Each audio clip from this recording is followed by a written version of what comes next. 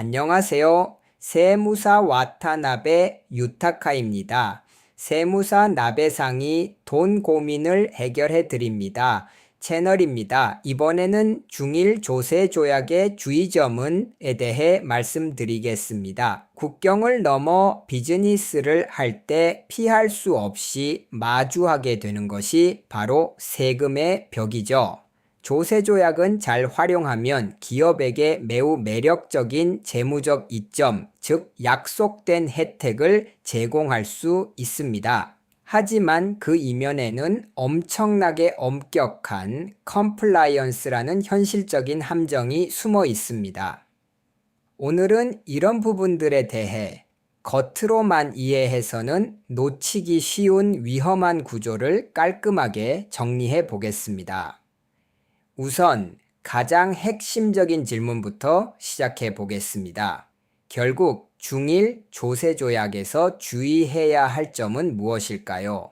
이건 단순한 법률상의 의문이 아닙니다. 중국에서 사업을 하고 있거나 앞으로 사업을 하려는 모든 기업의 이익과 직결되는 말 그대로 생존이 걸린 문제입니다. 이 부분을 모르면 원래 받을 수 있었던 혜택을 놓치는 것은 물론이고 예상치 못한 페널티를 받을 가능성도 있습니다.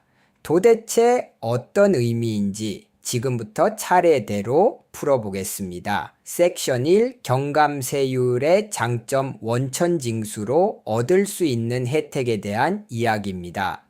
중일 조세조약의 가장 큰 매력은 역시 원천징수, 즉 소득이 발생한 국가에서 세금이 낮아지는 경감세율을 적용받을 수 있다는 점입니다. 구체적으로 이러한 혜택을 받을 수 있는 것은 배당, 이자, 그리고 사용료라는 세 가지 큰 카테고리입니다.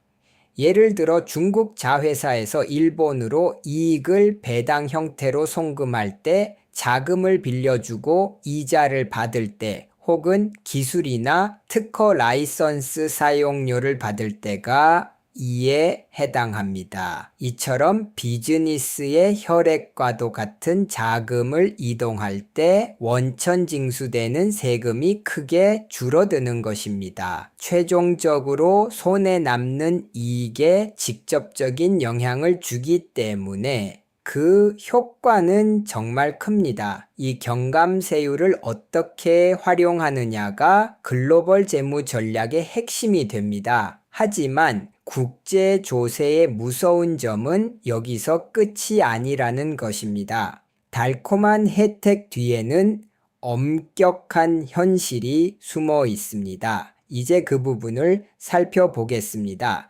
섹션 2 엄격한 수익적 소유자 판정, 중국 국내법에 따른 평가입니다. 절대 빼놓을 수 없는 핵심 포인트가 바로 수익적 소유자 판정이라는 절차입니다. 중국 국내법에 따라 그 돈의 진정한 소유자가 누구인지 매우 엄격하게 심사합니다. 일단 형식적으로 회사만 만들었으니 혜택을 주세요. 같은 아니란 생각은 절대 통하지 않습니다. 그 자금을 실질적으로 통제하고 있는지, 진정으로 이익을 누리고 있는지가 그 회사인지, 사업 실체가 제대로 존재하는지 등을 문자 그대로 돋보기로 샅샅이 들여다보는 수준으로 엄격하게 확인합니다. 사무실의 상황, 직원의 존재 여부, 의사결정 프로세스까지 모두 확인됩니다. 서류를 아무리 그럴듯하게 꾸며도 본질을 꿰뚫어 보는 세무당국의 날카로운 시선을 속일 수는 없습니다. 그렇다면 만약 이 엄격한 테스트에서 탈락하면 어떻게 될까요? 바로 다음 이야기가 그것입니다. 섹션 3 페이퍼 컴퍼니의 리스크 조약 적용 부인에 대한 이야기입니다. 엄격한 심사 끝에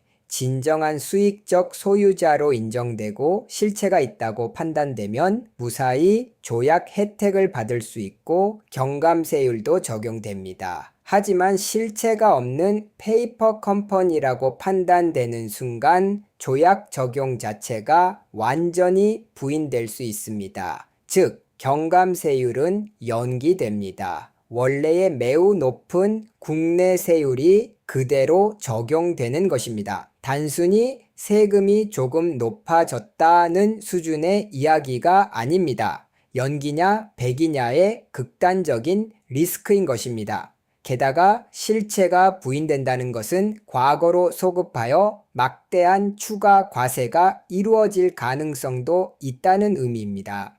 단 한 번의 판단으로 수년간 쌓아 올린 중국 사업 계획과 이익 예측이 근본부터 뒤집힐 수 있습니다. 이 부분은 절대로 잊어서는 안 되는 중요한 포인트입니다. 그리고 리스크는 회사만의 문제가 아닙니다. 개인에게도 위험이 존재합니다. 섹션 4 단기 체류자의 면세 규정 다른 국가와의 차이에 대한 경고입니다. 특히 인사 및 노무 담당자분들은 반드시 체크해야 합니다. 단기 출장자의 세금 이야기가 나오면 다른 나라 조약과 비슷하겠지. 보통 183일 규칙이면 되겠지 라고 생각하는 경우가 있는데 이런 안일한 생각이 가장 위험합니다. 중일 조세 조약에서는 날짜 계산 방식이나 특정 조건에 대해 중국 특유의 해석과 운용이 이루어지는 경우가 있습니다.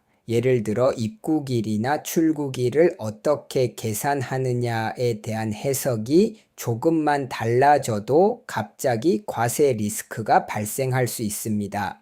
따라서 대충 비슷하겠지 라는 식의 패키지형 지식에 의존해서는 안 됩니다. 국가별 차이를 정확히 이해하고 케이스 바이 케이스로 신중하게 대응해야 합니다. 지금까지 중일 조세 조약의 재무적 장점과 그 이면에 존재하는 수익적 소유자 판정 및 독자적인 면세 규정이라는 엄격한 현실을 살펴보았습니다. 마지막으로 여러분께 질문을 드리겠습니다. 여러분 회사의 현재 비즈니스 구조와 그룹 내 자금 흐름은 중국의 초엄격한 수익적 소유자 판정을 통과할 만큼 충분한 실체를 가지고 있습니까? 아니면 당연히 받을 수 있다고 믿고 있는 그 조약상의 혜택이 사실 지금 이 순간에도 페이퍼 컴퍼니로 취급될 위험에 노출되어 있는 것은 아닐까요? 이번 설명을 계기로 여러분 회사의 컴플라이언스 체계와 국제 조세 전략을 다시 한번 깊이 점검해 보시기 바랍니다. 이번에는 중일 조세 조약의 주의점은 이라는 제목으로 말씀드렸습니다. 국제 조세에 대해서는 와타나베 유타카 세무사 사무소의 페이지도 참고해 주세요. https://watanabe-yutaka.com 앞으로도 돈을 주제로 한 다양한 이야기를 전해드릴 예정이니 세무사 나배상이 돈 고민을 해결해 드립니다. 채널 구독 부탁드립니다.